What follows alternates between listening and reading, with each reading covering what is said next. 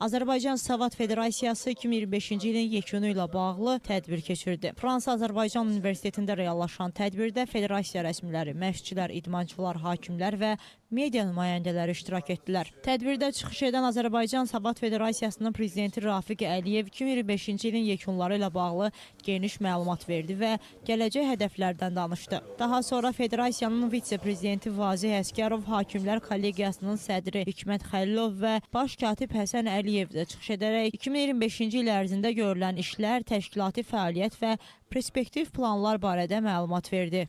Milli komandanın baş məşqçisi Taleh Nağzadə, idmançıların hazırlıq prosesi, beynəlxalq yarışlarda əldə edilən nəticələr və komandanın gələcək planları haqqında danışdı. 2026-cı ildə Bakıda böyük tədbirlər keçiriləcək. O cümlədən Savad üzrə də böyük tədbirlər keçiriləcək. Gənclər və İdman Nazirliyinin təqvim planına uyğun olaraq Savad Federasiyasının 2026-cı ildə çox böyük bir yarışları var. Dünya Avropa çempionatları var. İdmançılarımızın təlim məşq toplantısı bizdə hər an davam edir.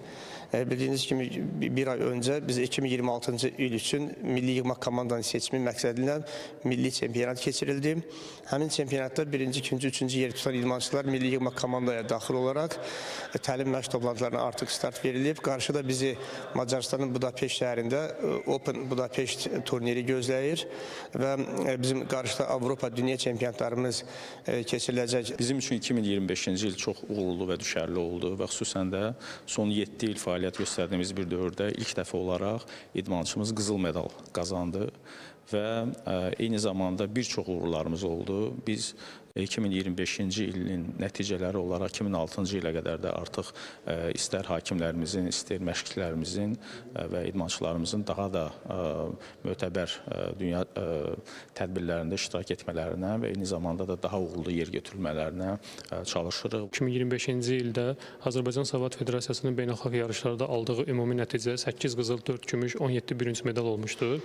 Biz Macarıstanda, Bolqarıstanda, Özbəkistanda, Avstriyada, yenə də Bolqarıstanda keçirilən müxtəlif Avropa və dünya miqyaslı yarışlarda iştirak edib, qalib ölkənin idmançıları olaraq, orada da qalib gələrək bütün dünyaya öz sözümüzü demişdik.